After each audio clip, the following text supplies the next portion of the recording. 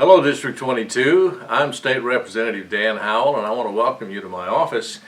And many of us have been kind of homebound because of the pandemic and not able to get out. And I know many of my constituents have wanted to take a tour of the state capitol. Well, that's what I'm going to do for you right now. I'm going to give you a personalized tour of the state capitol. I hope you enjoy it. As you begin your tour of the state capitol, let's go through the information desk and visitor entrance. This first floor is known for the portraits. The first is the portrait of William Strickland, the Capitol architect.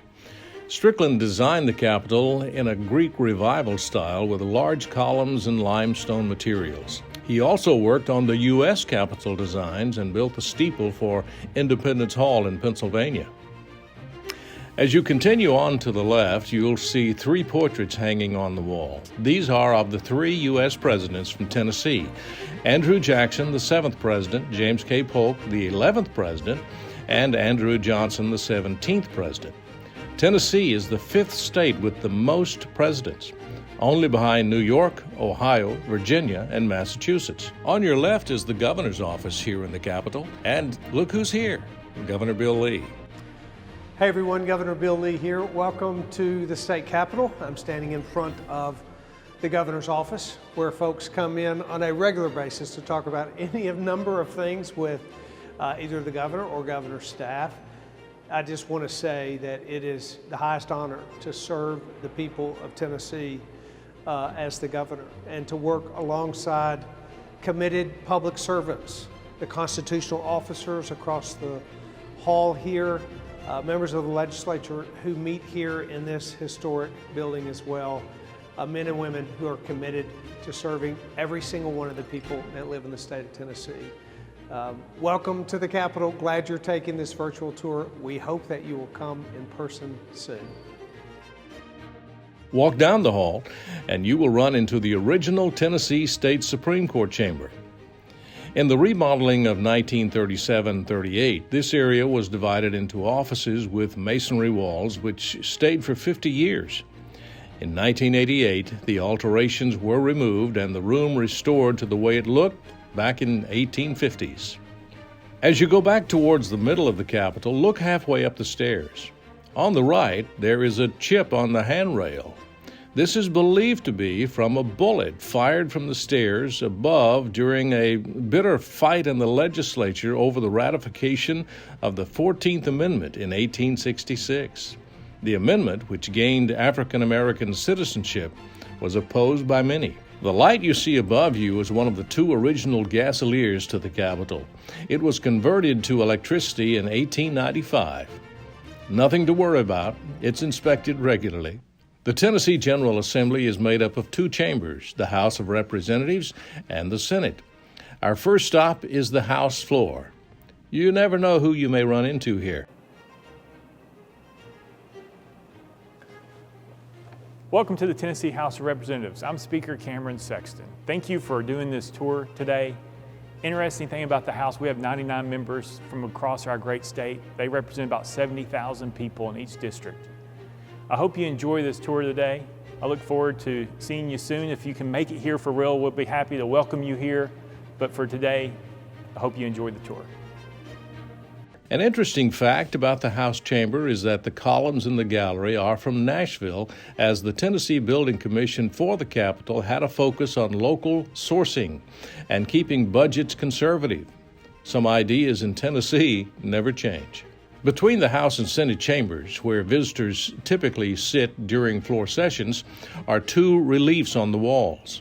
The first is from an event on August 20th, 1920, when Tennessee became the final state to ratify the 19th Amendment, giving women the right to vote. Across the way is a relief honoring rights gained by African Americans during Reconstruction after the Civil War in the 13th, 14th, and 15th Amendments. Now we have reached the Senate, and it looks like we have a special guest to greet us. Hello, I'm Randy McNally. I'm a member of the Senate, one of the 33 members. I'm elected Speaker of the Senate every 2 years. I have a 4-year term as a member of the Senate. In the Senate, we have 27 Republicans and we have 6 Democratic members.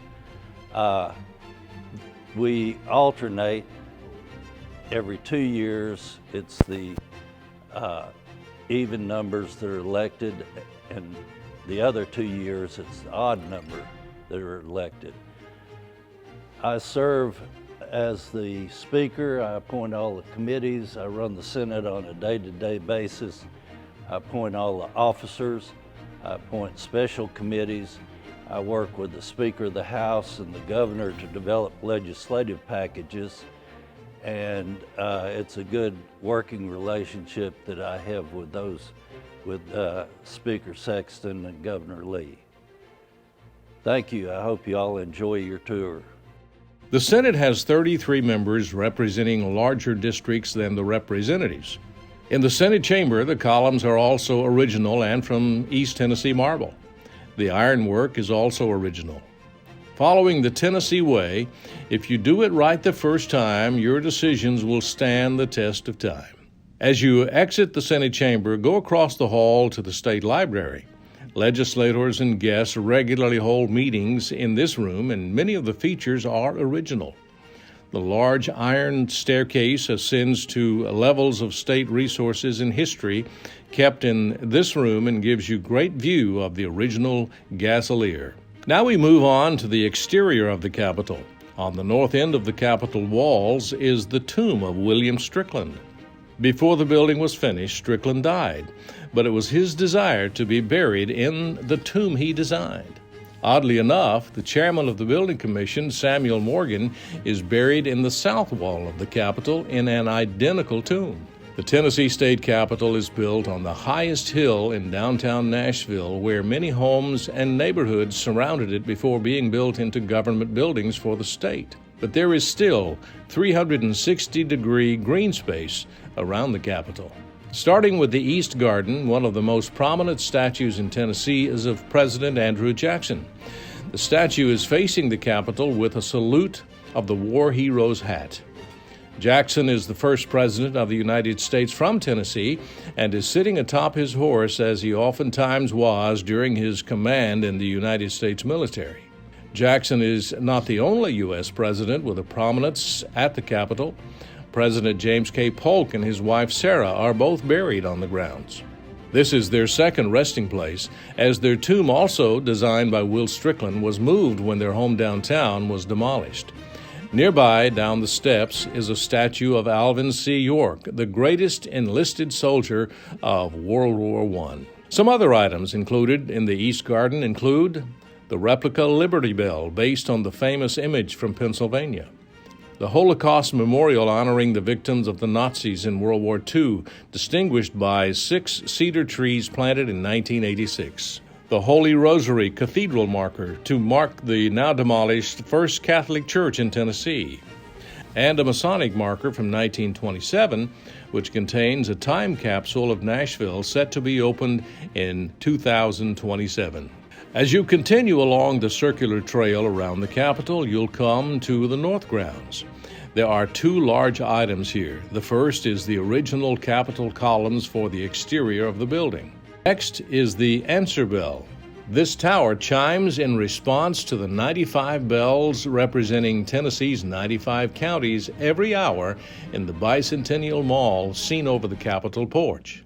Well, I hope you enjoyed that tour of your state capitol. It's a beautiful capitol, a lot of history here. And if you enjoy history like I do, I hope that you get a chance to come and tour it in person and see what your tax dollars pay for. And if you ever have a problem or a need or any way that I can help or my office staff can help you, please give me a call at 615-741-7799. God bless.